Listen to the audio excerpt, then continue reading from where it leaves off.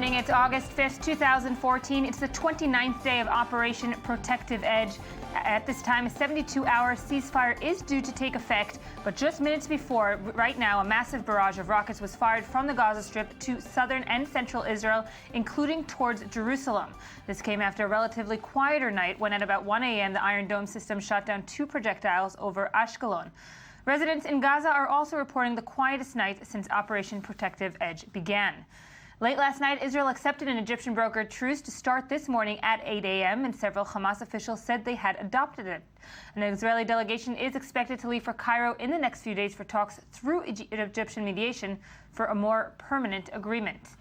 Meanwhile, terror returned to Israel's capital city yesterday, and police increased their presence to safeguard the thousands of people praying last night at Jerusalem's Western Wall on the eve of Tisha B'Av, a day of mourning that commemorates the destruction of the First and Second Temple.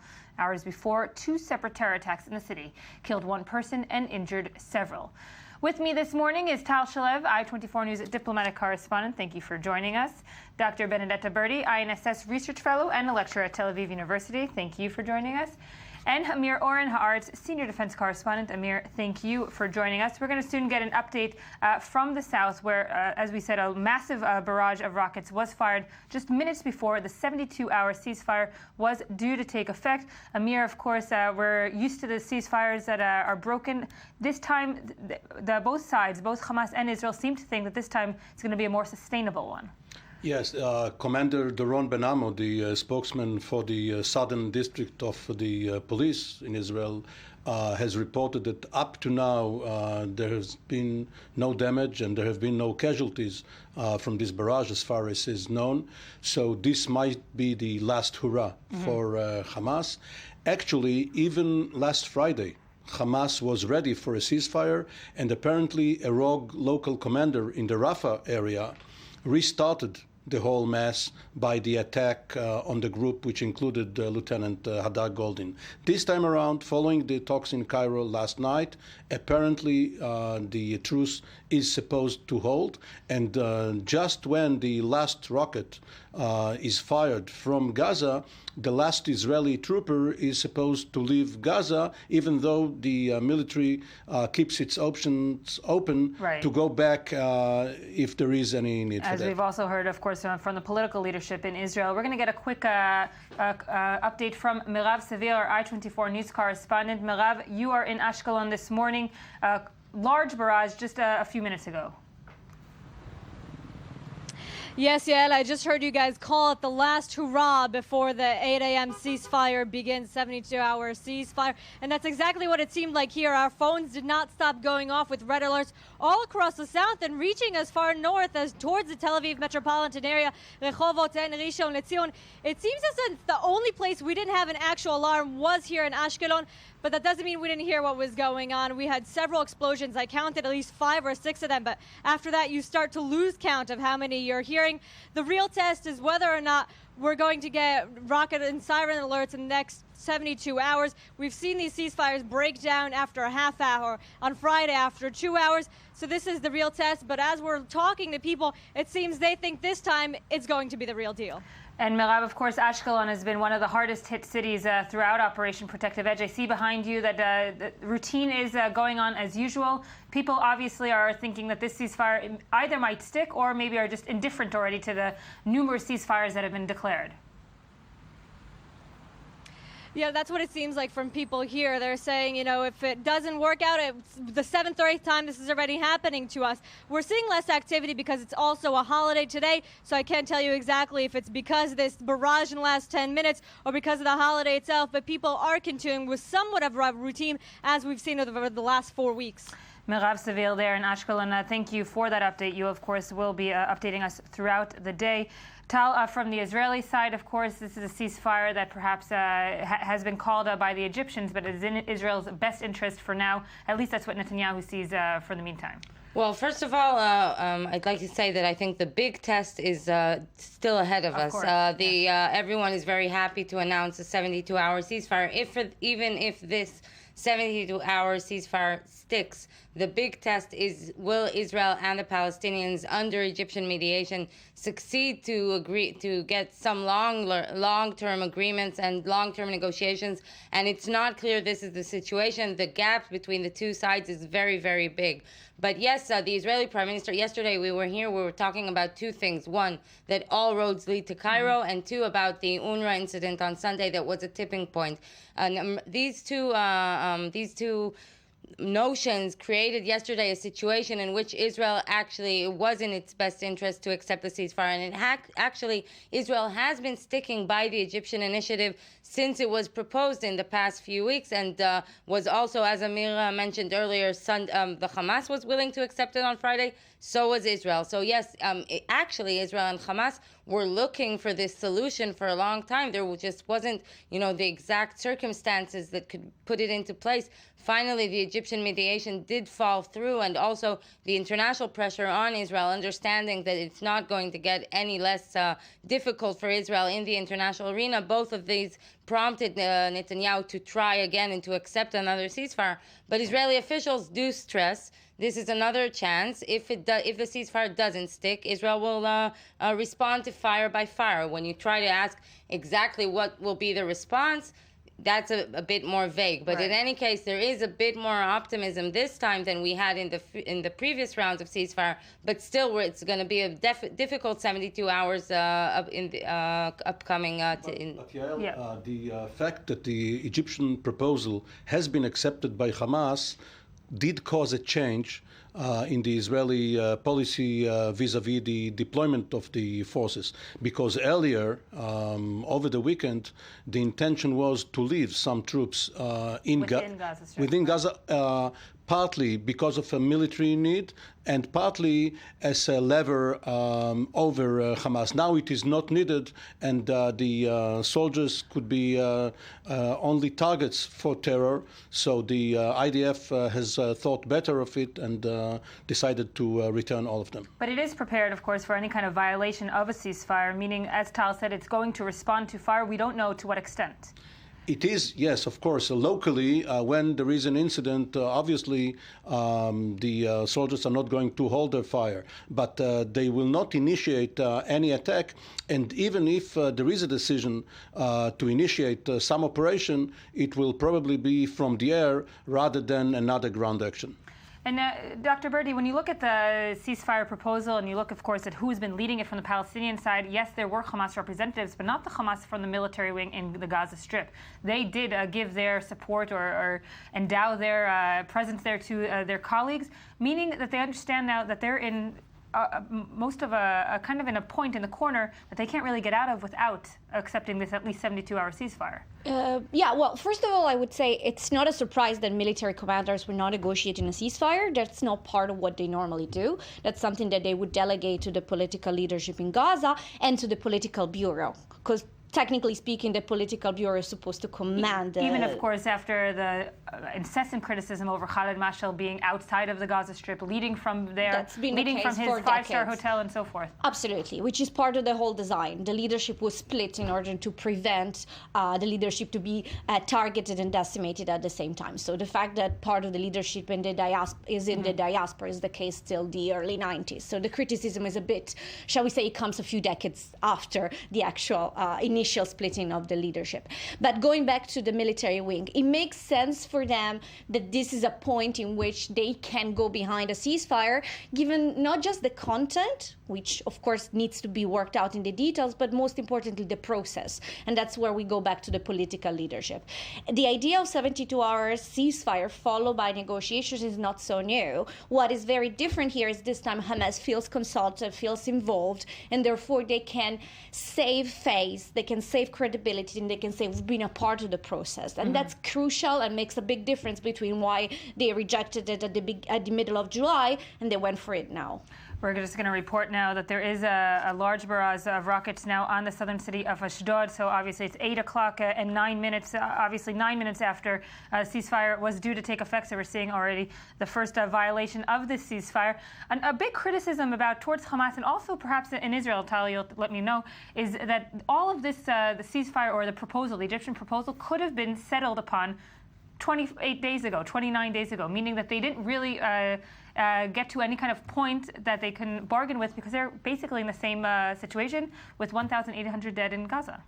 Well, yes and no, meaning if I have to put myself into the organization's shoes and see how the way they would look at this conflict, the only way to come out of it without being further marginalized politically and economically is to show something. That something can be really small, and it can be, militarily speaking, it's going to be something tactical and on a low scale. And in this case, they're going to show the fact that they were able to target IDF soldiers, and they were able to disrupt normal life in Israel, and they needed those 28 days to show that. So power projection.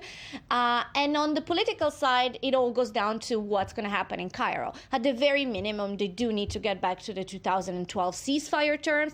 At the very minimum, they need to have those salaries taken care of. They have a bad need for the PA to pay about 40,000 employees on their payroll. So I would say these are the very minimum political concessions that allow them to market this as a victory. On the Israeli side, I think in the Israeli public, that is not a notion that is going around because the Israeli public did feel a threat, and Netanyahu did vow to bring back the calm, and that is hopefully what he will be doing in restoring this, if the ceasefire agreement will be reached. But one of the things you might notice is that the Egyptian initiative has been on the table all the time. There was something very important about the Egyptian leadership, at least from Israel's point of view. Israel did not want, from the beginning, didn't really want any other international actors involved in the mediation. And that is why 2 weeks ago, it told U.S. Secretary of State John Kerry not to arrive to the region and try to signal that he's not wanted in the region. There was a phase in that week when Kerry and Ban Ki-moon, UN Secretary General Ban Ki-moon, were creating the shuttle diplomacy in the region that could have mixed up things diplomatically, of course, because Israel rejected the Kerry ceasefire proposal. But also, we still don't know exactly how much Qatar is involved behind the scenes here in bringing Hamas to the table, because we do know that the Egyptian is leading it. We do not know anything about other international actors that are going to be involved in the negotiations. Yesterday, when we asked an Israeli official who will be the other international actors that will be present in Cairo, he wouldn't answer. And just maybe Amir could just a small anecdote. Yesterday, the State Department briefing spoke about a phone call between Netanyahu and John Kerry, and the spokesperson revealed that phone call was disconnected, which is an interesting notion. And it's also interesting to understand why she chose to mention that. But it's not really clear how much the Americans are involved. Frank Lowenstein, who is one of Kerry's assistants, was in Cairo until yesterday afternoon, and then he left. And all of this emerged in the afternoon, evening. So there is a big question about the U.S. involvement here and how much it was crucial, how much it helped, how much it assisted, or how much it maybe delayed the process of ceasefire. Well, as Benedetta mentioned earlier regarding face saving, there is a battle over face and prestige all around. First of all, domestically for the Israeli leadership, political as well as military, but also internationally, the U.S. must be there, whether it is in the front room or in the back room. And if there are other international partners to be invited to take part in the reconstruction of Gaza, Japan, for instance, the U.S. is crucial in enlisting the support of those other actors. And even though for tactical reasons, Netanyahu may not have wanted the U.S. to be there because he doesn't want the U.S. to speak with Hamas, even indirectly, eventually the U.S. will have to take the lead globally, even though Egypt emerges as the regional leader. But also, Amir, when we look at it militarily, and I want to take it back to the effectiveness of the last operation, we're hearing, of course, today the senior military sources saying that they're going to leave Gaza completely meaning they understand, or they have taken this assessment that Gaza is quote unquote clean from terror or safe from terror? Not at all. Gaza is not clean from terror as long as Hamas and Islamic Jihad and the other groups are there, armed to the teeth with rockets and many other weapons.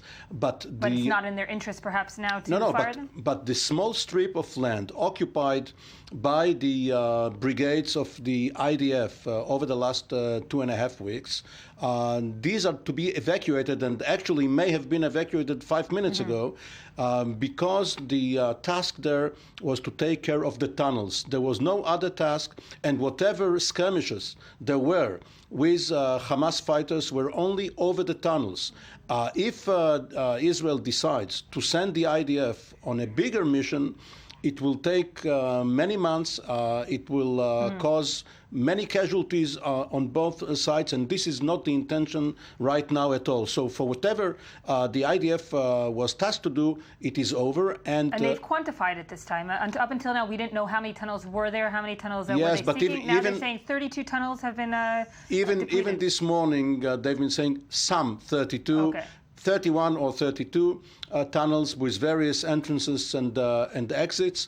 Not all of them were to penetrate into Israel. Some of them were in a sort of a network, underground network, leading one tunnel to another.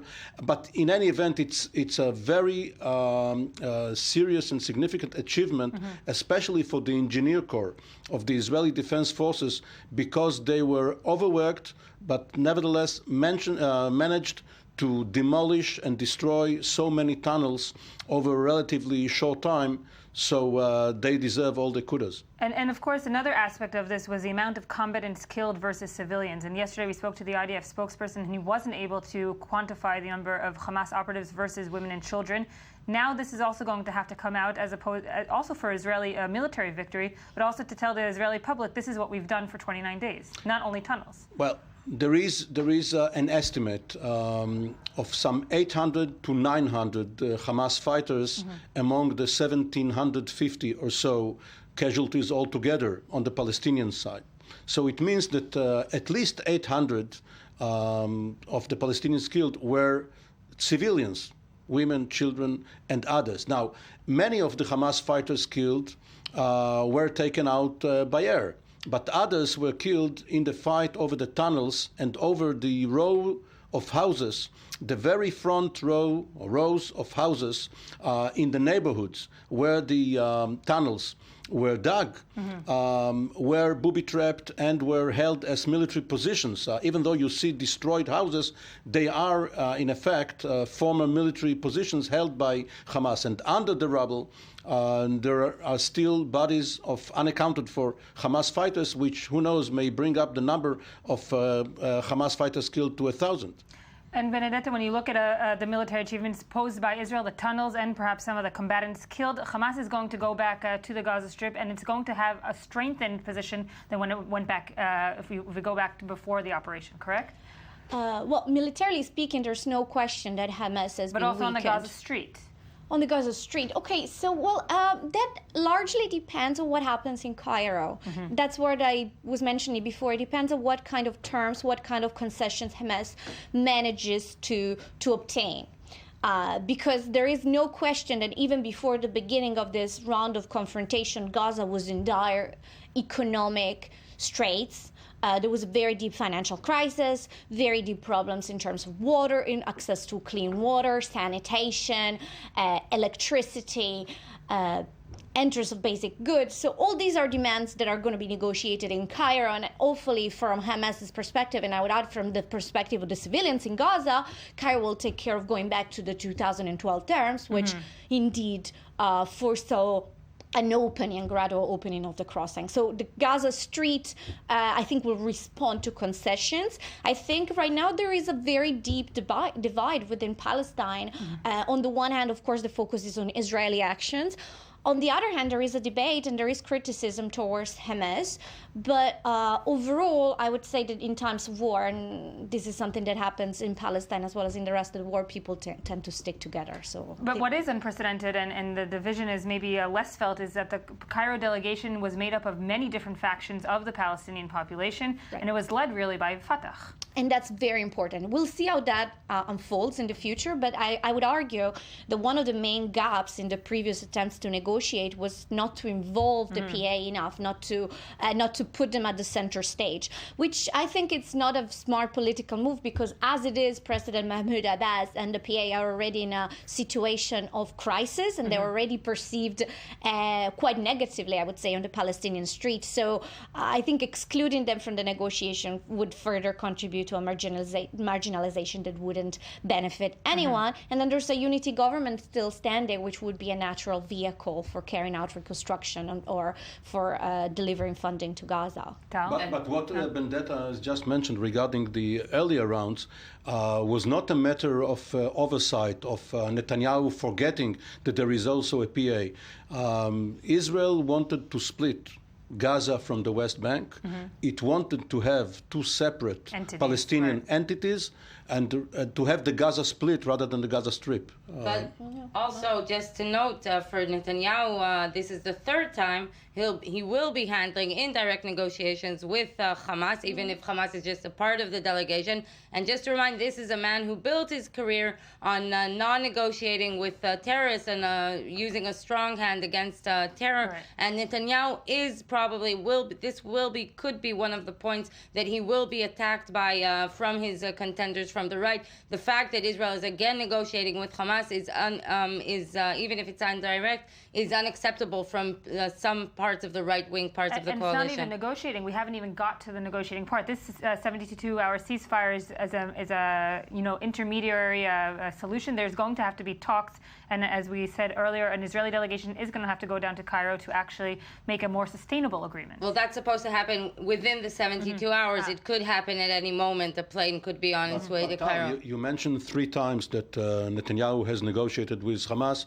and you meant over his last term and a half, the 5 years that he has spent now in office. But earlier, in 1997, when he released Ahmed Yassin in order to save the Mashal caper, even though he negotiated with King Hussein, actually Hamas was behind the scenes agreeing not to cause trouble for the Hashemite regime in return for Yassin's release. Well, Netanyahu is in a very difficult political situation because he has to bring an achievement from these ceasefire negotiations, and he set a very, very ambitious goal when he's been talking about linking any reconstruction of Gaza with disarmament of the Hamas. This is something that, given the humanitarian situation in Gaza at the moment, is a very difficult condition to implement inside a ceasefire agreement, because disarmament of Gaza is a much more complicated process than reconstruction of Gaza. And if this formula will work, it has to mean giving President Abbas much more presence on the ground and much more presence in the international community, and his Palestinian unity government, which I remind Israel basically is boycotting and has not changed that policy if you look yet. at it from afar, clinically, there is a basic continuity in Israeli foreign and national security policy from Rabin to Peres to Netanyahu to Sharon, Barak, Olmert, whoever. But if you look at it from the domestic angle, Netanyahu's whole claim to fame, his whole claim to uniqueness has been based on this fight against terror, which he is now losing. And if I may go back to the idea of the unity government, I think that's a very important point, because at the very beginning we heard very harsh statements about this unity government and the fact that Hamas was supporting it. Of course, of Kerry's 9-month plan as well. Precisely. And the technocratic government doesn't have Hamas in it, but Hamas supports it. But I think quite ironically right now we find the Israeli government going back to Abbas as the responsible partner and going back to the unity government as sort of the exit way, but which does not preclude anyways the fact that there will have to be some form of communication with Hamas, as there has been in the past, and as it makes sense, because Hamas willingly or nillingly controls the Gaza Strip. And I think it would be quite a dramatic mistake to put this on the shoulder of the PA, to put the PA back in Gaza with the task of having to disarm Hamas, because at the worst, that will ignite further strife, inter-Palestinian strife. But will Hamas be ready to accept the PA rule or Absolutely. sovereignty over the Gaza Strip? Well, it depends what you mean by sovereignty. If you mean PA forces deployed in Rafah, that's something they mentioned they can live with. If you talk about gradually giving up some of the control of the ministries, that can happen too. If you talk about Hamas dismantling the security apparatus they created, not a chance. This is their achievement in Gaza. They were able to create an effective police force. They were actually able to create this insurgent institutional force structure. Right. I don't think they're giving that up, but that's not part of the deal. They don't have to give it up, at least yet. And politically? Politically speaking, Hamas has entered this unity government because they needed to. They were in financial straits, they were under pressure. They don't have all the options in the world. And I think for them to support getting the PA more involved in Gaza at this point, they may not like it, but I think it's what they need in order to get the relief that ultimately they need in order to continue to be present there. And they're going to be able and they're going to be willing, I think, to concede on this, unless you want to ask them to get rid of their Qassam brigades or their armed structure. That's a non-starter, and that's why talking about disarmament, linking it to reconstruction, is actually one of the elements that could bring the ceasefire negotiations down if it becomes a hard point.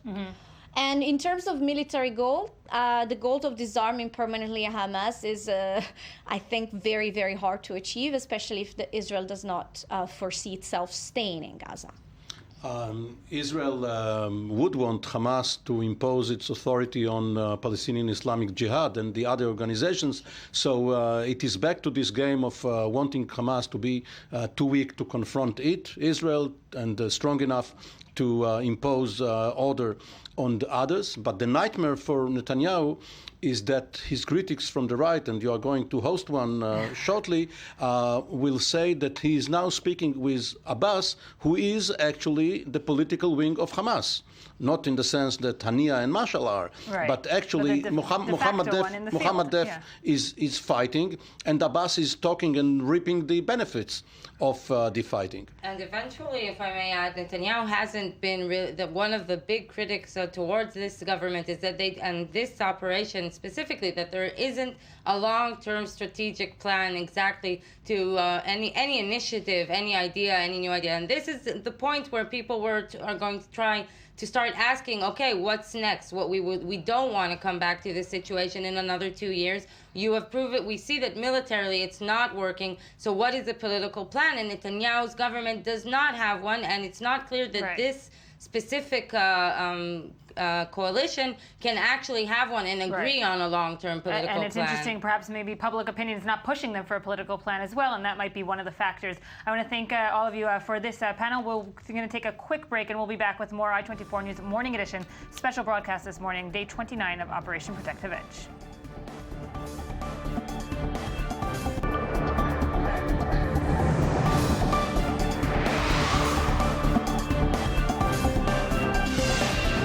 Welcome back to I-24 News Morning Edition. We're on a special broadcast this morning. It's day 29 of Operation Protective Edge. A 72-hour ceasefire has been put in effect in the last half hour. It's 8:30 Israel time. With me in this next half hour is Dr. Uzi Lando, the Israeli Minister of Tourism and a member of the Israeli Parliament, of course, from the Israel Beitenu Party. Dr. Lando, thank you for joining us this morning.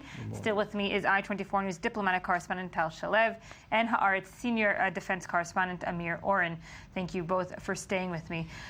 Minister Lando, I do want to start with yesterday's press conference where the head of your party, Israel Beitenu, the foreign minister, Avigdor Lieberman, had maybe a unique solution that we haven't heard thus far, and he's calling on the UN perhaps to take the administration over the Gaza Strip. Is this something that you also stand behind?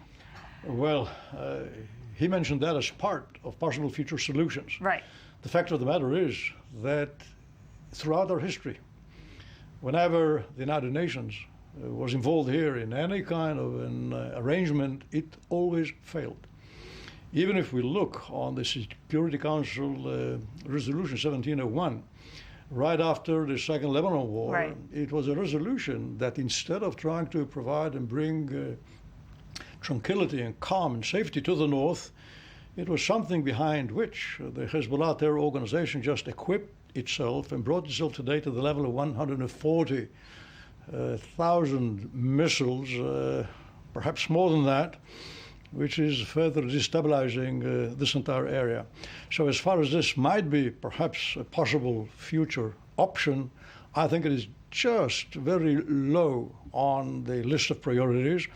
And I hope that we will further consider that if we really wish to have something that will bring stability and demilitarization of this entire Gaza Strip from terrorist infrastructure. So from your words, I can understand perhaps that this 72-hour ceasefire, you're not too hopeful or too optimistic that it will stick. Well, I just came out of my car seeing that in the south, and not just in the south, but in cities like Ma'ale Adumim, there are already rockets which are aimed at beyond the ceasefire time. And one more thing, we have always, with our government, accepted all of the humanitarian ceasefire suggestions, despite the fact that this could have harmed our soldiers on the ground. And nevertheless, it was the Hamas who has violated that lock, stock, and barrel, following an overall strategy on their part to not only target our citizens, but also to use their citizens as shield and as targets that we should hit, so that they could further and later on put the blame upon us.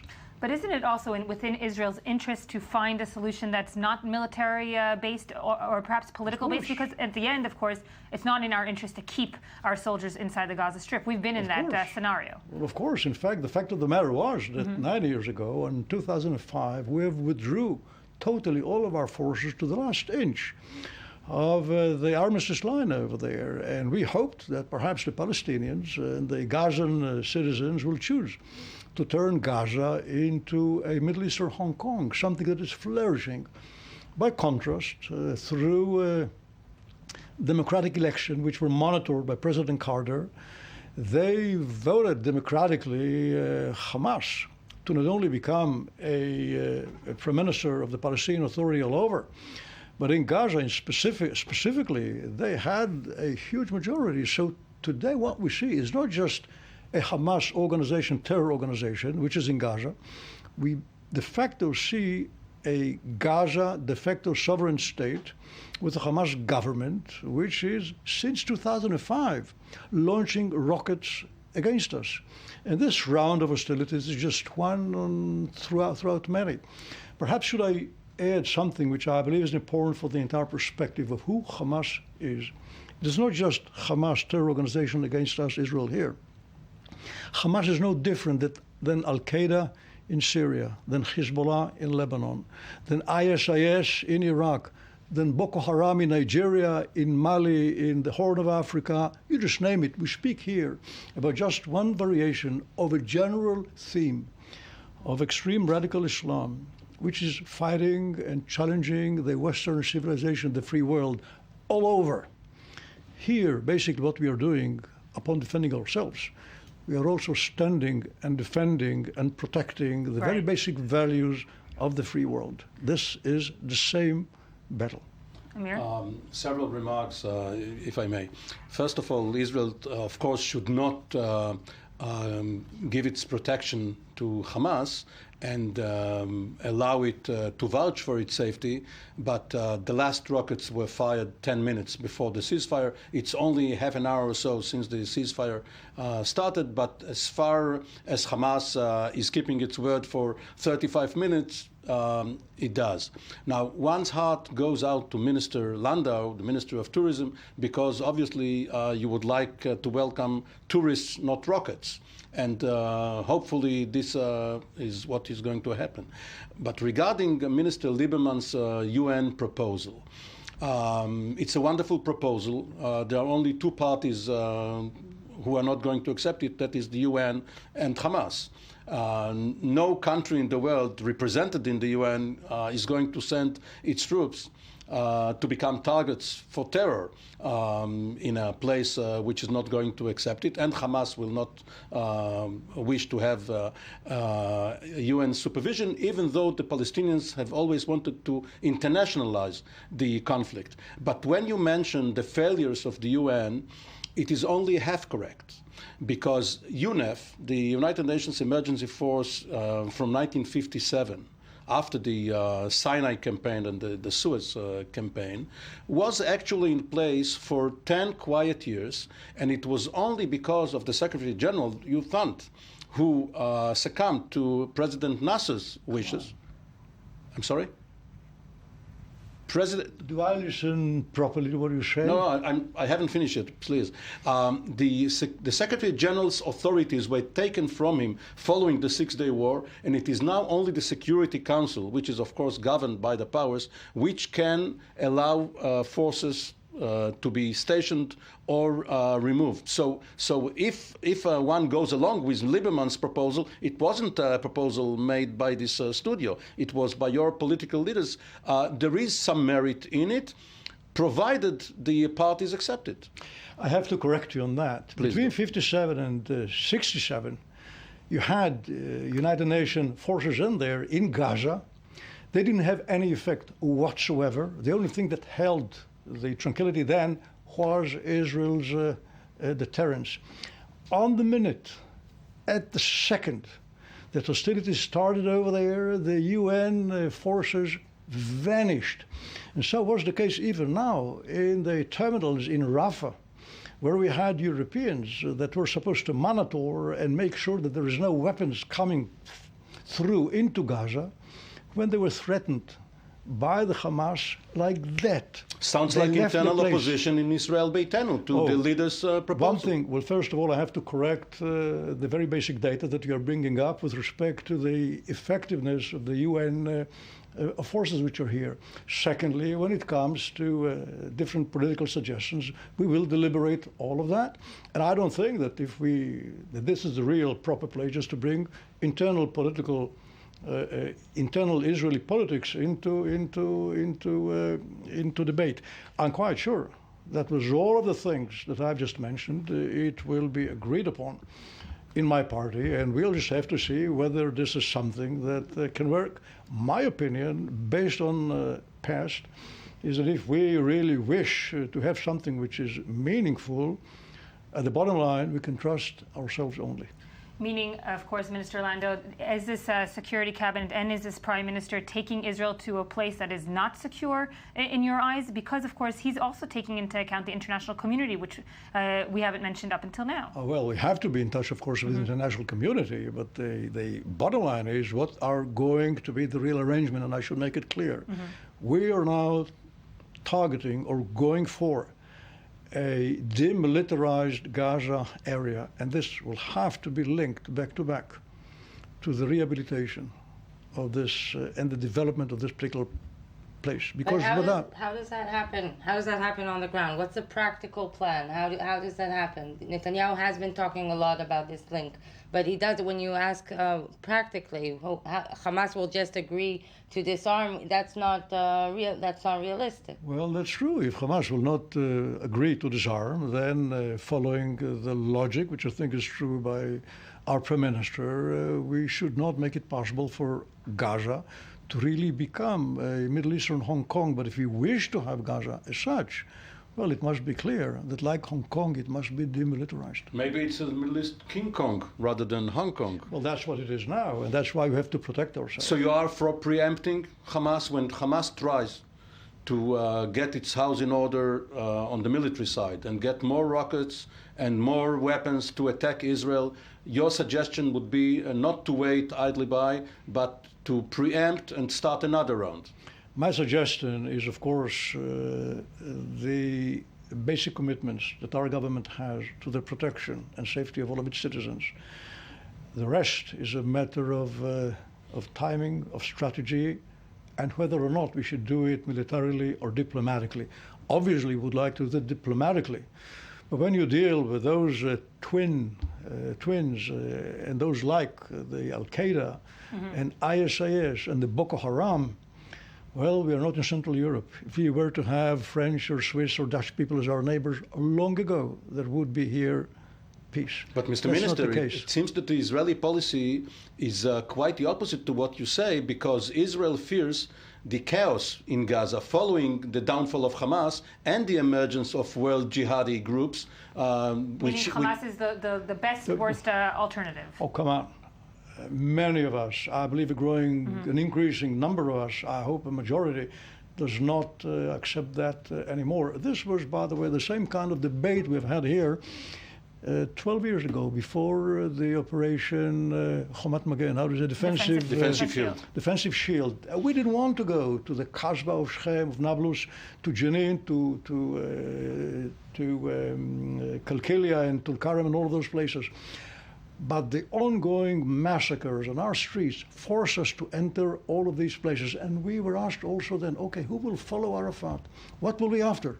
Sometimes you need to take care of this blatant terrorist organization that is responsible so is it for killing. Just a minute. The timidity of the general staff, or a failure by the part of military intelligence? Sir, what we should do still is to just hit dramatically and get rid of this present leadership of the Hamas. This isn't to say that the future leadership is going to love Israel, but they'll have to take into their consideration the fact that perhaps this is going to happen to all those who are hitting us. Please note, here what I suggest to perhaps adopt the policy by President Obama, that if there is a bin Laden, you have to go after him and make it sure that no one over there is immune.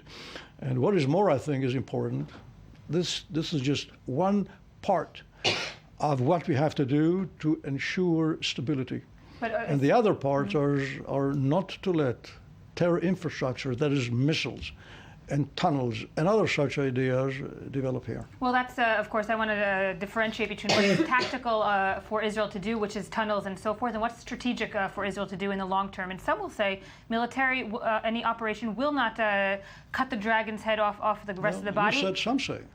Some say. And do you not see perhaps a political solution, maybe by strengthening the moderates in the region as perhaps a part of a bigger strategy for Israel? When you speak moderates, you speak moderates, I mean, the term is the same. Right. But it is not moderation similar to the moderation in Europe.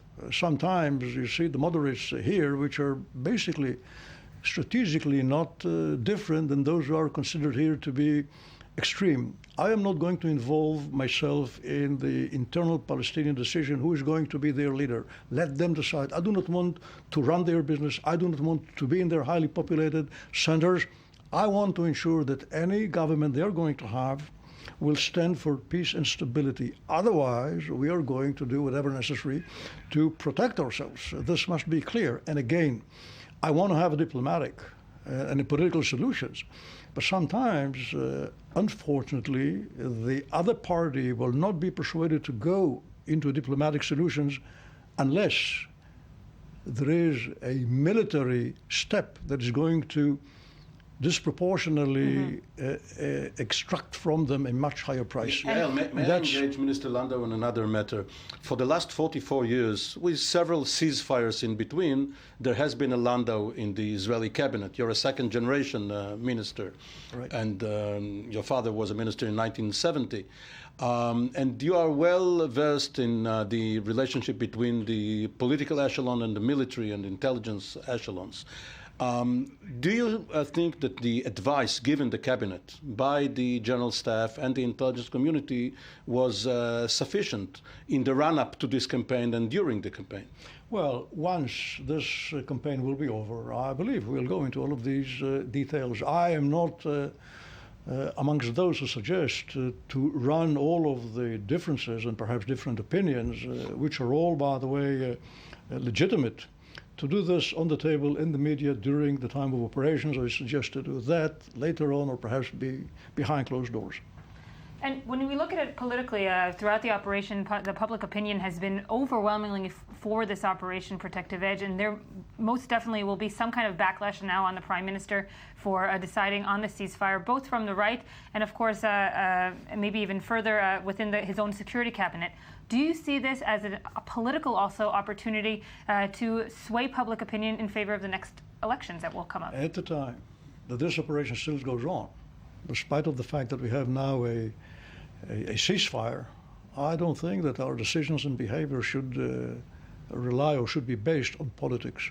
Now what we, all of us, have to do is to take those steps that will ensure Israel's citizens' security. Because with Tal? Just one of the Netanyahu's goals, specifically in the past few days, has been to restore the Israeli deterrence. That has been one of the main goals. But do you think at this point, when Israel has been accepting again and again the ceasefires and being dragged into a ground operation, that it was clear that the Prime Minister didn't want to begin with? Did Israel finish this, well, maybe not finish this operation, but at this point, when you look at the operation, has Israel boosted its deterrence in any way in the region? Do you think Hezbollah is looking at the way Israel conducted itself in Gaza and is afraid, is deterred? It feels there's a balance of power that it shouldn't be challenging? Well, it's a good question. One thing I believe Hezbollah also sees what has happened to Gaza, which is perhaps a price far larger than the price that Hezbollah paid in Dakhia in Lebanon. At the same time, I believe this is a very serious issue that we'll have to deliberate in our government, in our cabinet, yes. Another serious issue that has come out over the operation is, of course, U.S.-Israeli relations. I do want to take a quick look at the next report prepared by you, Tal Shalev, and we'll chat right after. It all began with the best of intentions. I told Prime Minister Netanyahu that John is prepared to travel to the region following additional consultations. U.S. Secretary of State John Kerry barely survived 9 months of failed Israeli-Palestinian peace talks. And poof. But nevertheless, he just couldn't stand aside and watch the rapid escalation in the region he was supposed to be taking a pause from. It's a hell of a pinpoint operation. It's a hell of a pinpoint operation. We've got to get over there. Kerry resumed his favorite habit of shuttle diplomacy, but unfortunately, U.S. mediation efforts to end Operation Protective Edge didn't bring Israel and Hamas any closer to ceasing fire. Meanwhile, a wedge between Jerusalem and Washington increased by the day. Our view is it's simply not the way that partners and allies treat each other. The stumbles between Netanyahu and Obama are already a well-known drill, but the miscommunications between the two allies are reaching new lows. A day doesn't go by without a mischievous leak to the press. Harsh Israeli critics of Kerry's involvement, transcripts of transatlantic phone calls, phone tapping, severe words and statements, all transmitted through the press. Let me say this about Secretary Kerry. Israel has no better friend, no stronger defender. No one has done more to help Israel achieve a secure and lasting peace. The umpteenth diplomatic crisis between the Obama administration and Netanyahu's government comes at an extremely crucial point, when Israel needs as much international support it can get. That could explain why the Israeli Prime Minister is seemingly trying to tone down the rhetoric. I think the United States has been terrific. Even Netanyahu knows that with all their flaws, Kerry and Obama are the best friends Israel has. For the long run, targeting them will undermine the ability to face the true enemy, Hamas. And Tal, of course, this comes after we just heard that the U.S. President Barack Obama has signed more money for the Iron Dome missile system. So despite maybe the shaken relationship and the strained relationship, there are things that still go on as usual. Well, both Israeli officials and American officials, when they speak to you, they're trying to fog away the tension and leave the tension behind closed doors. But as we said, it's clear this week, it really was, there wasn't even one day without a leak regarding the Israeli-U.S. relationship. It could mean that it's election time in the U.S. and there are a lot of people warmongering, political warmongerings, looking to put a strive into the relationship and try to tense the relationship. But in any case, there is a problem here. There is a problem of communications. As we mentioned earlier, yesterday, the phone call between Netanyahu and U.S. Secretary of State John Kerry was disconnected, and I think that symbolizes maybe something in the connections and the communications between Jerusalem and Washington. Minister Landau, are you worried about these tense relationships? Because we have seen it, of course, in the past throughout the shuttle diplomacy of Kerry, but as Tal said, the past 29 days have been especially tense between the two administrations. I do see yesterday they support through a clear resolution of providing us with $225 million for Iron Dome. Right. And for that, this is really something which is not only protecting civilians from blatant terror activities, but this is also something which is going to be an element of stability, and it is also going to provide a message to all of the other terrorist organizations here that perhaps they might try to target us, but their chances to really be successful is not very high. And once they do it, they are going to pay a heavy price. So this, I think, is highly important. Moreover than that, this simply shows that there is a growing understanding in the leader of the free world that Israel is an ally whose strength and stability is a precondition for the stability of other pro-Western countries here, like Egypt, Saudi Arabia, Jordan, Gulf Emirates. But it has also condemned Israel in the past 29 days, maybe also in a way that we're not used to in previous operations with different administrations. Well, they do condemn us on things that we are sorry for too. We do not want to target civilians. That's not what we wish to do. Sometimes this type of collateral damage is done because the Hamas people are not only shielding themselves behind their own people at the time that they are targeting us, but they hope that the blame because of their citizen being hit as we are trying to protect ourselves, that this blame will be put upon us. And sometimes we do have many in the West who are caught in this kind of a trap. But let me make it sure, we do not target civilians. They are due paying a price because the Hamas people are responsible for, on purpose, putting them as shields. And they are launching their missiles from school areas, from mosques, from hospital compounds. We got to protect ourselves. You know what? When the French send their forces 6,000 miles away because of national interest, French national interest, to combat terrorism in Mali, the French army could later on retreat to mainland France.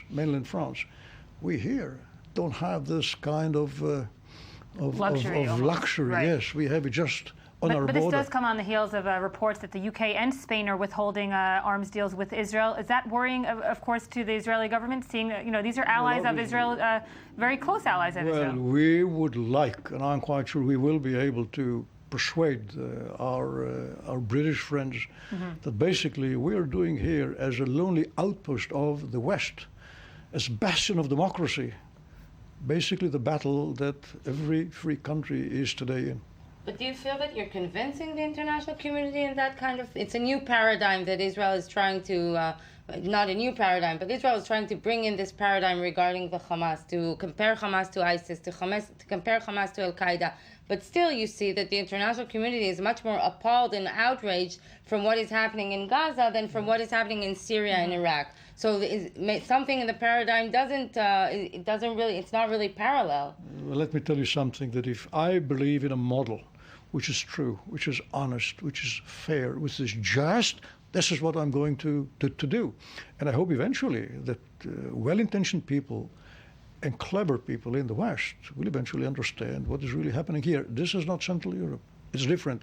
You know what? When you see sometimes the Americans and the British who are fighting in Afghanistan, in Iraq, or wherever, sometimes you do hear that from an aerial device, by mistake, 40 people were killed, kids were killed. We're all sorry for it. But sometimes this is what you have to do. Minister Landau is absolutely right regarding what the vote on Iron Dome reflects regarding U.S. support for Israel, even though that contradicts your earlier statement that Israel will independently decide its policy if it is dependent on outside support. However, Minister Landau has also earned a footnote in Israeli political history by being the first to bring Benjamin Netanyahu into the fold as a student leader in Boston in the early 70s. Are you disappointed in how Netanyahu, against whom you also campaigned for leadership at one time in the Likud, how Netanyahu has turned out to act as leader? You're a good student of history. We are good friends. I brought him into politics. I am proud of that. And still, we have differences. It's fine, it's okay. Minister Lando, we're nearing the end, but you're of course also the tourism minister. A big field of the Israeli economy that has been severely hit, and this is just an estimated guess. We don't have the numbers yet. It's going to be hit also for the long term and not the short term. Can these estimated? Can it be quantified? The severe damage done to the tourism industry, summer 2014. Well, I belong, of course, to those who have to take care about the facts. The tourism is now low, and it is reasonable. It is clear that at the time the rockets are fired, tourists are not coming. At the same time, I'm not alarmed, and I'm not in hysteria.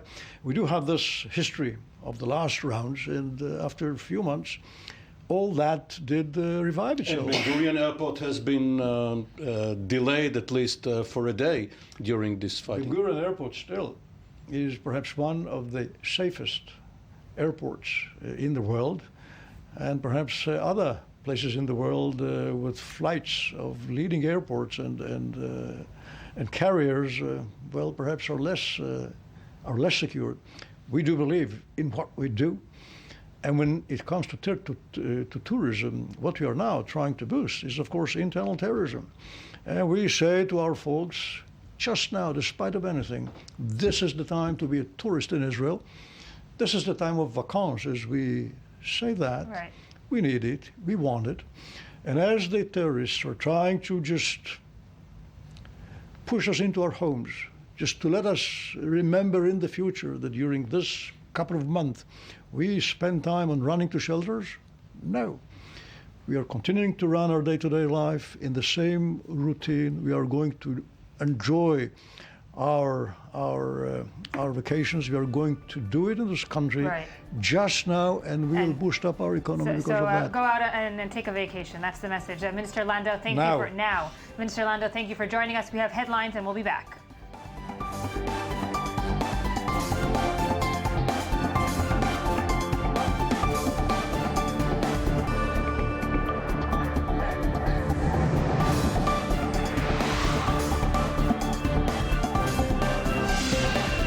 Good morning. It's August 5th, 2014. It's day 29 of Operation Protective Edge. At this time, a 72-hour ceasefire is in effect. Large barrage of rockets were fired towards Israel from the Gaza Strip just minutes before 8 o'clock a.m., just minutes before the ceasefire was due to take effect. One house in a Palestinian home in the West Bank in Bethlehem was the victim of a direct hit. The structure was damaged, but no other injuries were reported.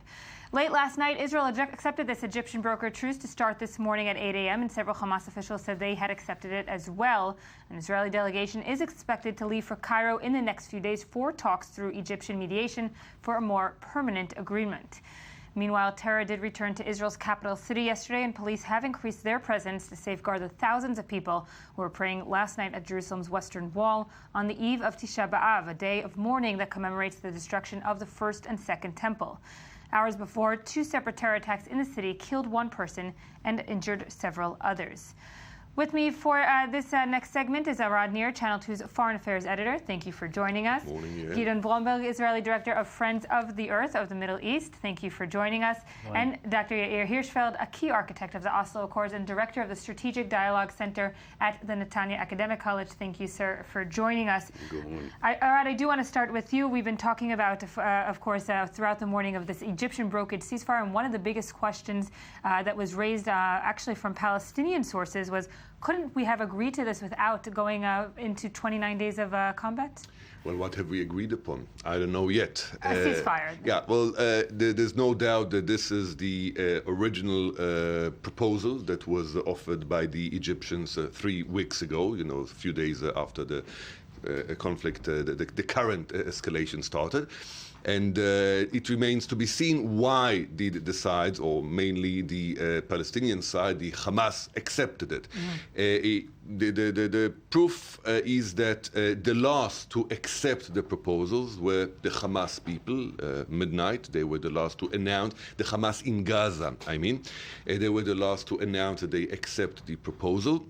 And they weren't at the delegation no, itself? they were not there. Well, the lines of communication are quite functioning, but in previous cases, various fractions accepted proposals, and the spokesman for Hamas in Gaza said that this is a trap. Now the spokesman in Gaza said that they accept it, so I presume that they will withhold their promise to withhold fire. Yet it remains to be seen what is in there. You know, it's initially declared for 72 hours.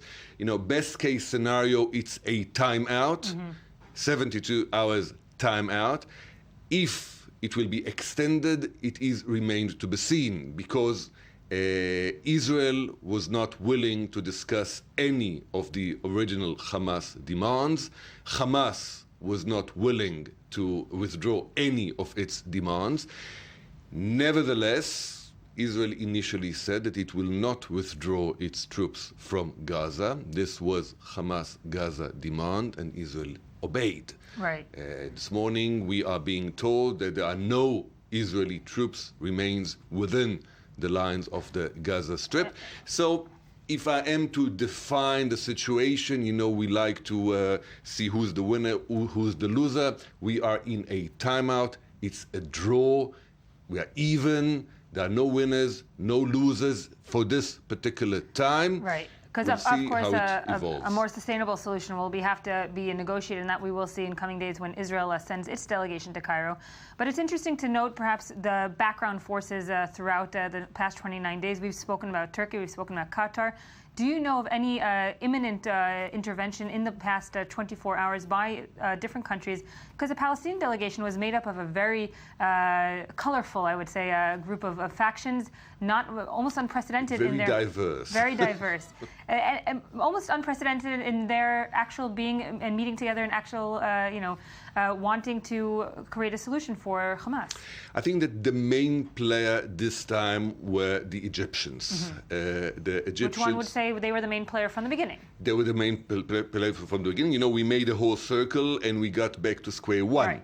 They are the main players. Israel gives them the whole credit to do it, and apparently the Palestinians, after trying Turkey, after trying Qatar, after trying the United States via Turkey and Qatar, I think they realized that the only channel is the Egyptian channel. Still, the Egyptians are not there to save Hamas. They are there to humiliate Hamas. Have no doubt on this. And it still, as I said, remains to be seen what will evolve within this 72 initial truce. And then if it will be, there will be the leverages to extend it. It's too early to see. Please, yes. The Palestinians from the beginning didn't want Qatar and Turkey to be part of it. They were very clear in saying there is an Egyptian, Saudi Arabian, Emirate, Israeli coalition. Palestinians, when you mean the Palestinian PA, Authority? I mean the Palestinian Authority. Right. And it was undoubtedly a mistake of the United States to get Turkey and Qatar into the discussions, and it delayed the ceasefire. The Egyptian government and the Israeli government wanted a ceasefire from the beginning.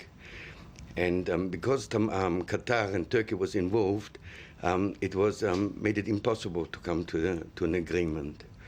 So we today have a situation where we know how to get out of the mess. I believe it is more than a timeout. I believe that we have a clear understanding of a constructive trajectory. Of a constructive trajectory where there will be a rebuilding, there will be first humanitarian aid to Gaza, which is tremendously important, and we will then go to economic development and stability building and economic growth in Gaza. It has to go together with similar promotion of the so-called initiative for the Palestinian economy on the West Bank. Well, so we have an understanding how to move forward. The Israeli government is involved in it. The international bodies are having a very clear discussions and preparatory talks how to move forward. There's an understanding how to go beyond the 72 hours. Well, I beg to disagree, since Dr. Hirschfeld is talking. Maybe my information is better than yours, and maybe I have more knowledge behind the scenes than you will ever get. I love you. I do hope so. And I wish that what you say is totally right. The only point that I'd like to make is that the point of reference of Dr. Hirschfeld is that the PA is representing Hamas or representing Gaza, and Hamas is a total factor which is out of this particular Not equation. Only that, Hamas will be acceptable. You have a point. That there are enough causes that can cause a disaster and can make this entire structure break down. You're right on that. Thank you. It doesn't. Without the knowledge, I'm right. Yeah, okay. No, you're right on that point. But it doesn't mean that there's not a trajectory how to build it. There's been a Hamas demand to end the siege and move to development, and there's a common consensus on it.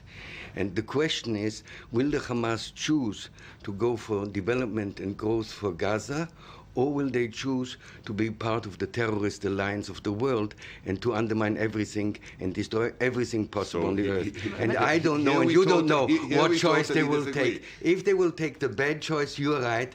If they will be more constructive and they will understand that they have to feed into the needs of their population, I hope I will be right in that case. But this is, of course, something that as history has repeated itself, and one will say we've seen Hamas repeatedly take its resources and put it towards tunnels and put it towards its own strengthening, and not put towards humanitarian needs.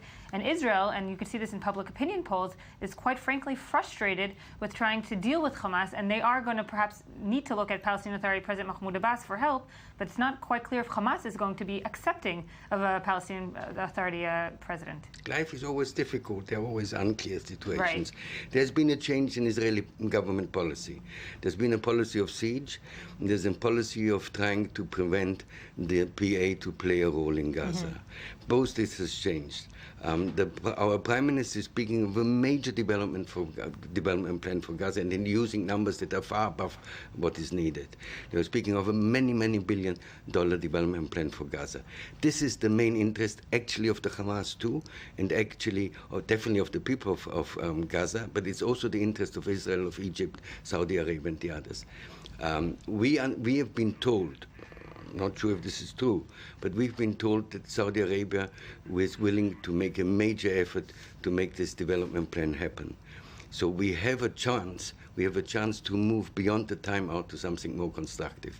If anything will go wrong, there's the Murphy principle. Sometimes if they can go wrong, they might go wrong. Well, just looking at recent history, things have been going wrong, and that for many in the Israeli public, they're looking at it worried, and for many in the Israeli political establishment, you say the Israeli government is looking towards the directive. Many in the Israeli security cabinet are not going to allow this directive to go forward. They're calling for, reoccupying the Gaza Strip. No, and on this I completely disagree with you. Okay, I didn't say that. The foreign minister said it. No, you have populist politicians, okay. And I don't want to name their names, but one is the Minister of Foreign Affairs, right. The other is the Minister of Economy, whoever their names are. But the security people understand the situation. The security structure in Israel, the chief of staff, the deputy chief of staff, and the others, they want a stabilization. They know that stabilization means economic development, a political process. There has to be a political process. It cannot be only economic. We have to go ahead. We can't overload the wagon too fast. But there's a basic consensus potential there that we can work on. Dieter? So on this issue, there is indeed an Israeli interest, an urgency to move forward and prevent a humanitarian crisis that is developing at this very moment. 1.2 million Palestinians are without running water. The water that is available is heavily polluted. The crisis of water in Gaza was happening before the war. Right. But with the war and the failure to provide electricity, Gazans are not able to have water pumped into their homes. Chlorination, which is crucial in Gaza because the water itself is polluted. It's polluted with Gazans' own sewage. Means that there is a high risk of outbreak of pandemics, of typhoid, of cholera.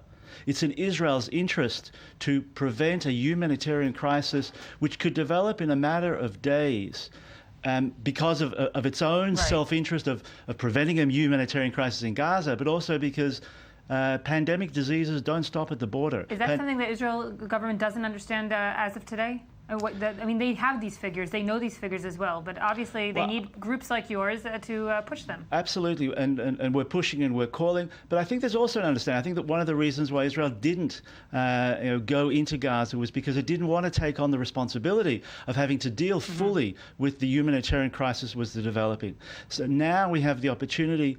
I totally agree, through Abu Mazen. It's a crisis of moment, but it's also an opportunity to work with the PA, to work with the Egyptians, and to work with the international community to strengthen the hand of those that are against Hamas. And again, I'll bring up the point politically, but also environmentally. The question is Hamas really in serving the interests of the citizens of the Gaza Strip? Do they want to secure that the citizens have water and so forth and sanitation? Because, we'll hear also ministers and just the Israeli citizens saying, look, they've shot rockets at their own infrastructure. They shot the rocket that hit the electric line and so forth. I don't think anyone thinks that Hamas is serving the interests of Palestinians in Gaza. But that's not the point. We're not here talking about Hamas's interests. I think we're here talking about Israel's interests and the Palestinian people's interest. And here I think we do have a common interest to prevent a humanitarian disaster developing in a matter of days, both for the sake of Palestinians and Israelis alike, and in the process, very much as Yair mentioned here, strengthening the hand of the PA, because in the long run there is no other solution than a negotiated solution that must take place together with the PA. Water can be an opening to help move that forward. All right. Well, the Israeli military yesterday stated that the humanitarian situation in Gaza is very, very, very difficult. This is as far as they were willing to go, but it's good enough after so many days. Again, we are all talking about the PA coming in. The PA was kicked out of Gaza in a coup, in a military coup. Its members were shot at in the head and thrown out of the roofs. So, it still remains to be seen before we build all these cards, all these houses of cards. It still remains to be seen whether the Hamas will allow the PA or will be willing to cooperate with the PA within Gaza.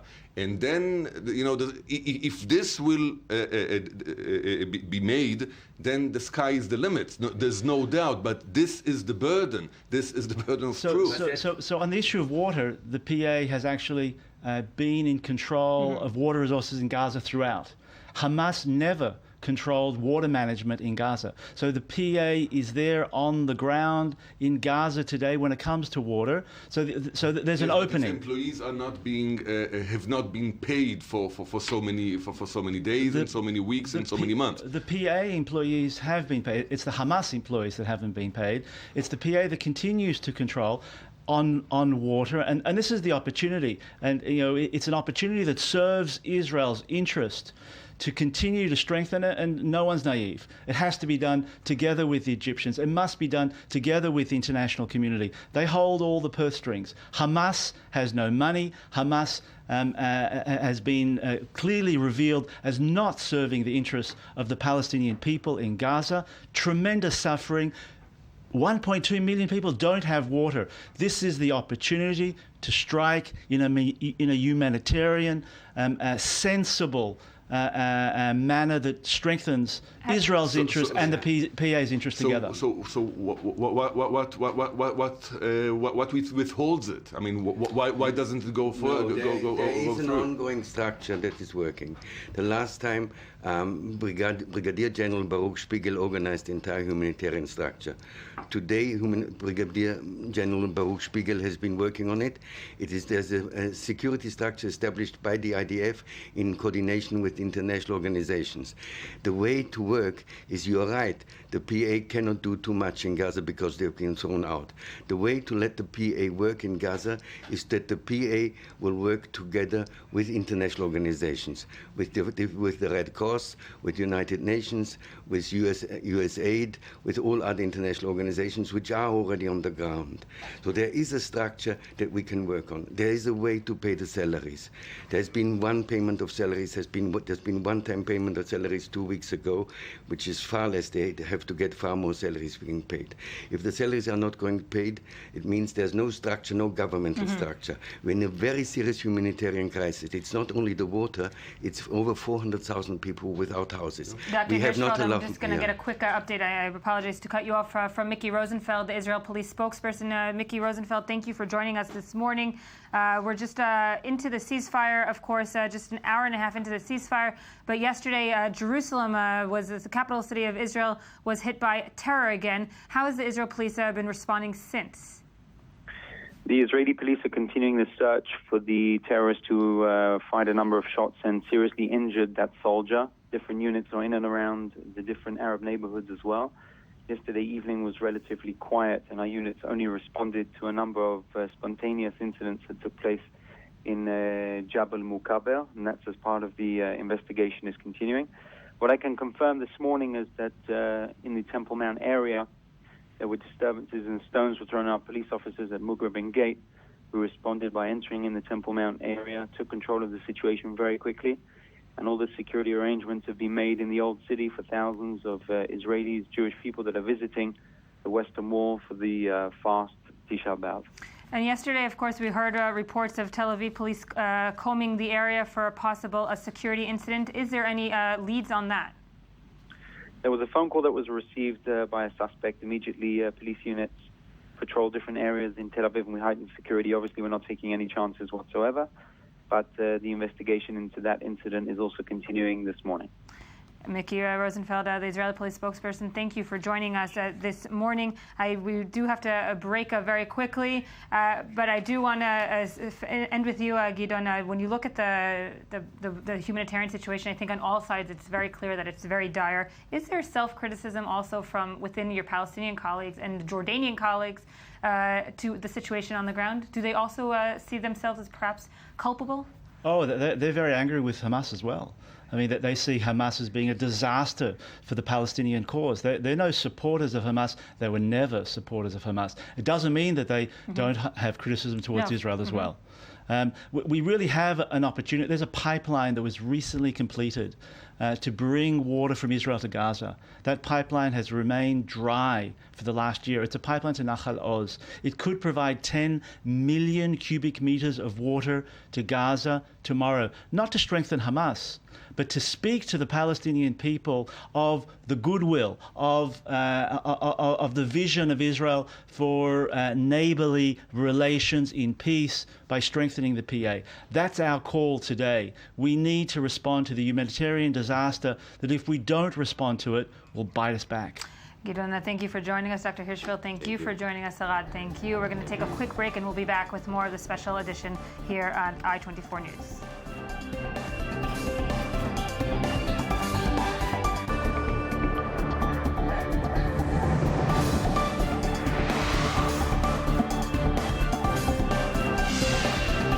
Welcome back to I-24 News Morning Edition. This is day 29 of Operation Protective Edge. We are in a special broadcast this morning. A ceasefire has taken effect an hour and a half ago, a 72-hour ceasefire that was brokered by the Egyptians, accepted both by Israel and Hamas. Right before the ceasefire took effect, a massive barrage of rockets was fired towards Israel, towards the central and southern regions. One rocket did have a direct hit in a house in a Palestinian home in the West Bank city of Bethlehem. We're going to now move on to other news with regards, of course, to Operation Protective Edge, the colorful sides, if you can, of the operation. Nat Arditi, you're here with me in studio. You're the Central District Director of the Shlomit National Service Placement Organization and the curator of Creativity in All Its Shades, Service and Art. Art and military is always something that maybe is not you can't see it from the beginning, but if you go through, there are, of course, artistic elements to this. Shlomit is association for people that can't serve in the army. Right. And we're doing this exhibition. This is the 4th year. We did it for the last 3 years. And the purpose is to give people that can't serve in the army and they are doing national service, to give them the opportunity to exhibit their works, paintings, and photographs together in one place, because Jewish and Arabic are doing national service, and religious and non-religious are doing national service. So it's interesting that the people, just for our viewers, international viewers, national service is an alternative to the military service. And it, as you said, it does bring in all the diverse parts of the Israeli society. Yeah.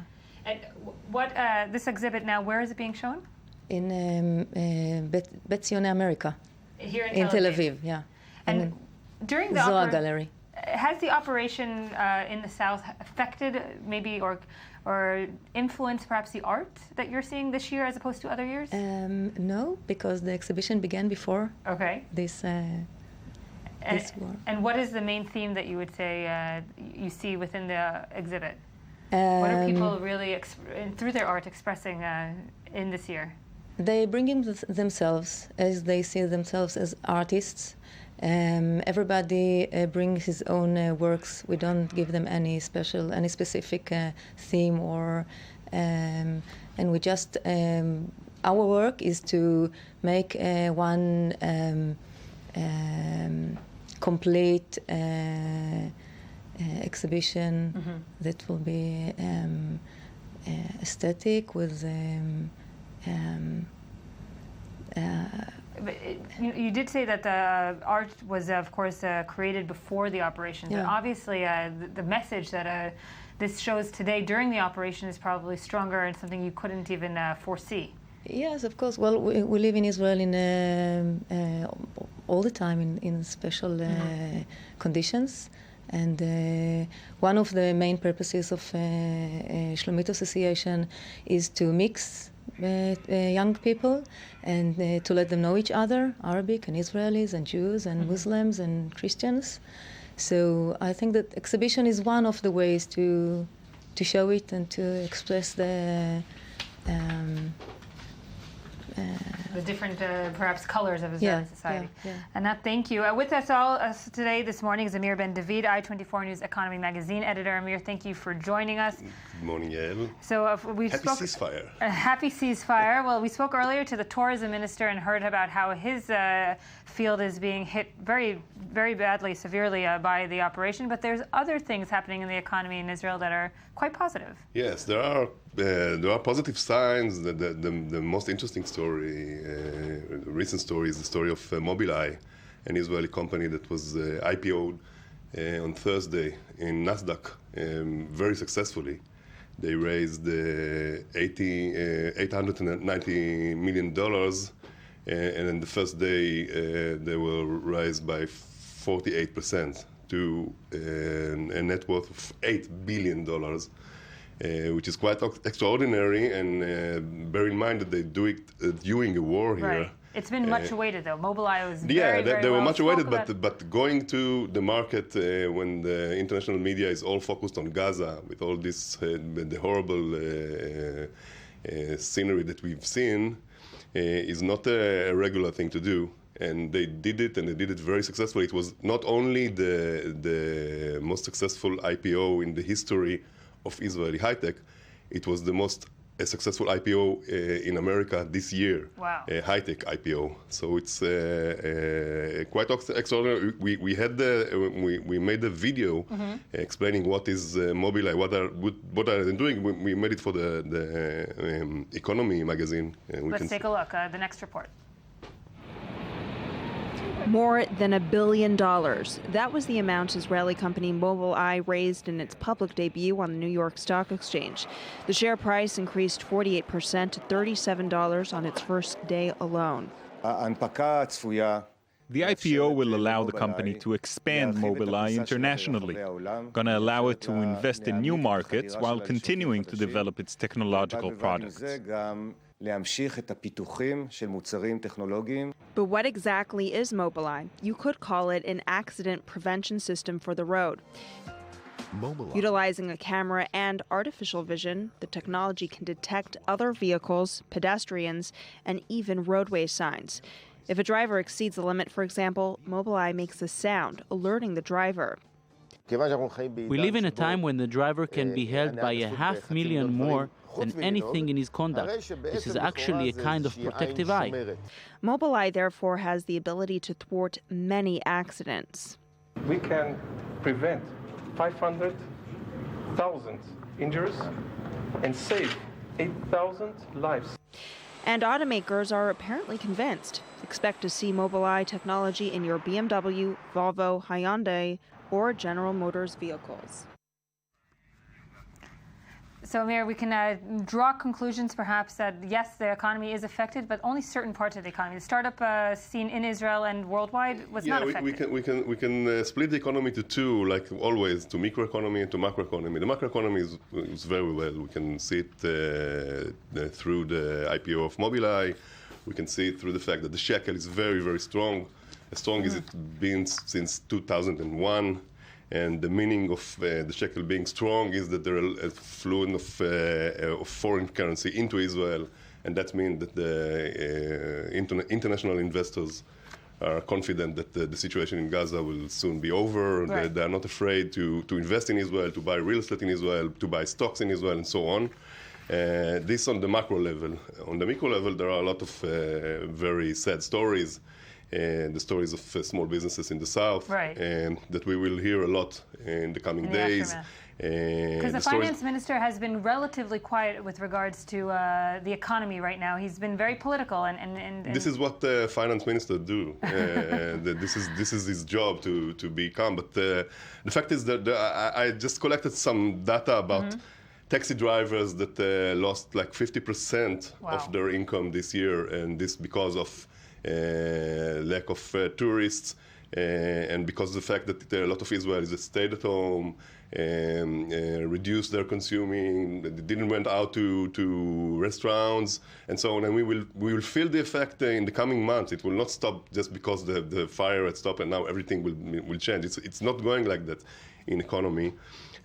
For tourism, for example, it will take 6 or 7 months for tourists to gain back the trust and say to themselves, well, we can go back to Israel. They will not come next month for the holidays because the fire has stopped. They will wait and see what's going on in the region. Yeah. Another part of the microeconomics, as you mentioned, is the fact that the Israeli government hasn't called the operation a war.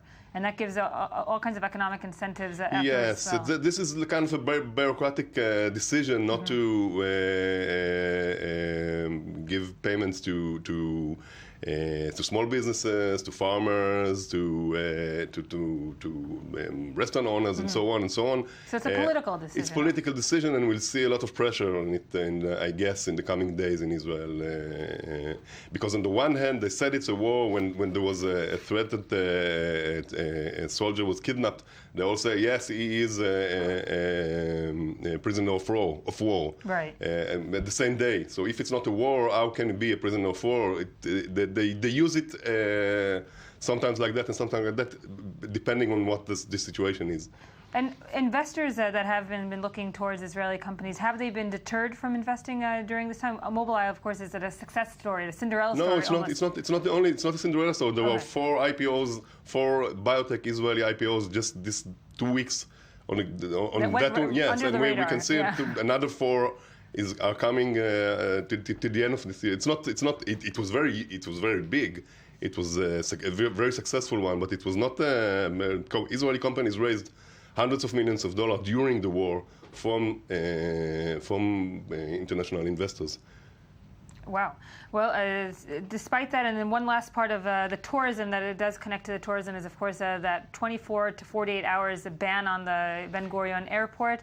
That must have hit some of the tourists hard. Yeah, the story was there was a rocket that was fired and fell in Yahud, which is a place near Ben Gurion Airport, and the international airliners stopped coming to Israel for 48 or 72 hours, I don't remember. And it was during that time that the Malaysian airplane was hit by a missile in Crimea. Right. And so there was fear all over the world. But the rocket in Israel was something completely different. And you could see El Al still going at that day. Right. So they knew that there is no real threat to airplanes. Meaning this was also a political decision? It wasn't a political decision. I think it was by the international airliners. No, I think, there was a fear in the world at the time. Some of it based on the fact that the Malaysian plane was hit in Crimea. It was two different stories. The Crimean plane, the Malaysian plane in Crimea was hit by a missile that was hit direct to it. Right. In Israel, it was rockets. The chances that they will hit a plane are slim. The fact that El Al did fly that day, they knew that there was no chance that the plane would be hit. And then, of course, the winners out of that mini event, I would call it, is probably El Al. Yeah, it could be. Yeah, there are two senators in America that are calling now to defend the airliners, the civilian airlines with anti-missiles systems, which El Al already have since 2004. So if they want to now equip airplanes all over the world with this system, just come to us. We have it. But El Al also raised prices during that time. They say it was just a regular move for them selling tickets in the last minutes. If you are buying tickets in the last minutes, and this is what happened, that thousands of people had to change the routes and buy tickets from El Al, and this is something that is like a regular move of airliners. I'm not sure it was just them trying to gain out of the situation. Right. Well, I have to say, I received an email that very same day saying, just El Al is your national carrier, be proud of yeah, that. Sure. I can tell you, I came from London. I came from a weekend in London at the beginning of the war. And it was the first time in my life I was in an airplane. It was almost empty. I had 3 seats. I could sleep. Nobody came and beside people like us that had kids here and had to come back. So there are good sides to this, perhaps. Amir, thank you. We're going to go straight to Michal Divon, I-24 news correspondent. You're on the Israeli-Gaza border this morning. A quiet border thus far since the 8 o'clock ceasefire took effect. Hi, Ed. Good morning. At the moment, we're actually at one of the main axes into Gaza, where just 2 days ago, behind me was a major military post with tens of tanks and armored vehicles, many troops. And at the moment, as you can see, it is empty, completely abandoned. The troops are at the moment at a security buffer within Israel. And where we are at the moment is a clear zone. I said, as I mentioned earlier, this was one of the main axes into the strip, but the troops have moved already from yesterday and the day before to other areas closer to Israeli communities. Another key point about where we're standing, we're next to the Nachal Oz location, where just 200 meters from where we are, a tunnel opening was found. So very much a place that was on high alert much of this operation. But at this moment, and maybe for the first time, the ceasefire is taking effect and being supported by both sides. Hopefully this will continue. We've had ceasefires that remained for the first several hours, but this morning there is a bit of a different feel, as we are not hearing any activity, not on the air, not on the ground. And again, hopefully this will continue. We're seeing many tanks on our way here, and we'll be moving to one of those locations very soon. Michal Divon, I-24 news correspondent there on the Israeli-Gaza border, is hoping, of course, that the ceasefire does stick for the next 72 hours. Thank you for joining us. With us now in studio is Gabi Tartakovsky, I-24 news correspondent. You have some headlines. Yes, we're going to start with the Haaretz, which reports that Birthright is said to ban participants from attending military funerals. Now, Birthright is a project established in 1999 in which it offers a 10-day trip to Israel to various Jewish youth around the world. Apparently, some of the birthright participants attended the funeral of late Sergeant Max Steinberg, who was also a graduate of the birthright program. And some family members felt a bit uncomfortable with having seen birthright participants attending the funerals, saying they had their baseball caps on, and an officer escorted them and explained throughout the entire funeral what exactly is going on. So they feel like it's a bit too much. Birthright program has been criticized a lot, both home and abroad. There's a very interesting documentary made a couple of years ago called Israel Incorporated, which highlights the different methods in which Birthright tries to capitalize on rekindling the Jewish identity and the bond between Israel and Jewish communities overseas. So what was the main reason that the Birthright gave, preventing people from going to funerals? What is it that they're nervous about? I think, it's hard to think about it when you see the amount of emotions pouring in on families and soldiers. But a funeral is, even a military funeral, is a very intimate and private affair. It's not supposed to be part of a tour guide to Israel. It's not the Western Wall. It's a private occasion, a very tragic one, and they feel that the presence might be a little bit too much for families to bear. All right, what else do you have?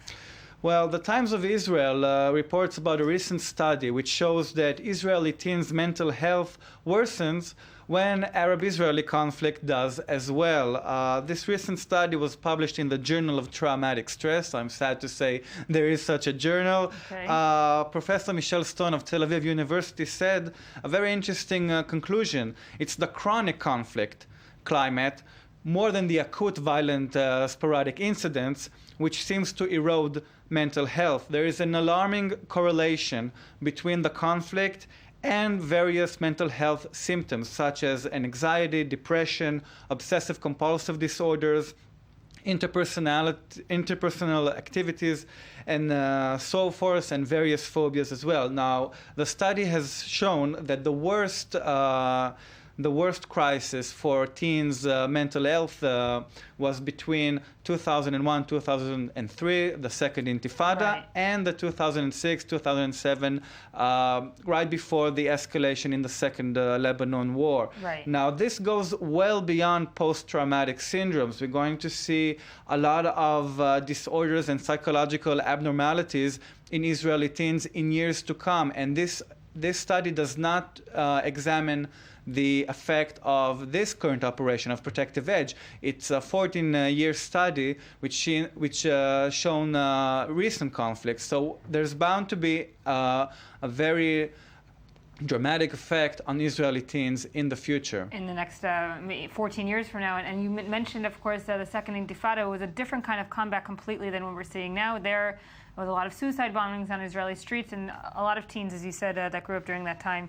Perhaps, yes, we see a generation who is being brought up to the sound of rocket sirens. It's bound to have some effect on the children. And this is, of course, there are also sporadic and conflicts that do worsen the condition, but it's also the long-term. Yes, it's the climate. It's the violent climate itself, which has a very deep effect on teens' mental health. What else do you have? The Guardian reports that Fairfax, one of the Australians' largest media companies, apologizes and withdraw a cartoon criticized and anti-Semitic. The Sydney Morning Herald published last month a controversial cartoon in which various Jewish organizations claim to be anti-Semitic and picturing a grotesque stereotype of a Jewish man. We see here a Jewish man basically watching the devastation in Gaza. Previously, the editor of the Herald defended the cartoon, saying it's based on actual news reports of Israelis in Sderot and across southern Israel watching the IDF bombings on Gaza. But now the editorial apologized, saying, "We appreciate that in using the Star of David and the yarmulke in this cartoon, the newspaper evoked an inappropriate element of religion rather than of nationhood." I want to involve also our I-24 News correspondent in London, Jonathan Sacherdati. Jonathan, good morning. Good morning, Al. So we do see these cartoons and caricatures. It's not the first time that we've seen it in the British press or in the global press. Was this specific picture catching you by surprise, or is it something more of the same? Here in the UK, we're used to seeing a variety of cartoon images in the newspapers. The Guardian has a couple of times in the past fallen down on this issue of anti-Semitic cartoons.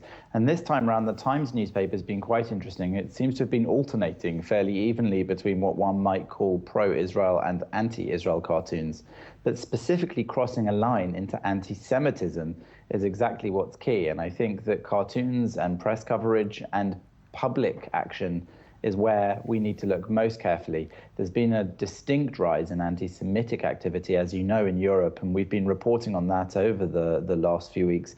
And that has been, no doubt, spurred on by the activities in Gaza at the moment. But what many in Europe are starting to say is that it goes well beyond that, and that all that has happened is there's something of a perfect storm at the moment, whereby the operation in Gaza, coupled with the financial austerity across Europe, the large and increasing Muslim population, and then some part of that population having within it an anti-Semitism problem, the extreme left having lost many of its traditional battles and searching for new ones, and various other factors are all feeding in to what is being called the new anti-Semitism, but really there's nothing that new about the new anti-Semitism.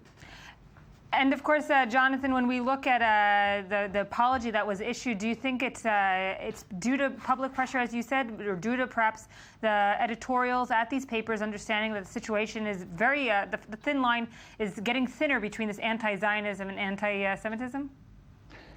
To many, the line is pretty clear. It's fine to criticize and to debate Israel's policies, but it's obviously not fine when you cross over and start criticizing Jews for the actions of the state of Israel. That particular cartoon, I'm sure the public opinion and the popular complaints caused some sort of apology, especially as the editor is said to have changed his mind somewhat. But if you look at the image, it's pretty clear. A hooked-nosed old man, a kippah, these things are not signs of Israeliness. They are signs of stereotypical Jewishness from an anti-Semitic perspective. And I think that when editors don't see these things before they put them in the newspaper, we realize that we're living in an era when anti-Semitism has crossed into a certain level of acceptance.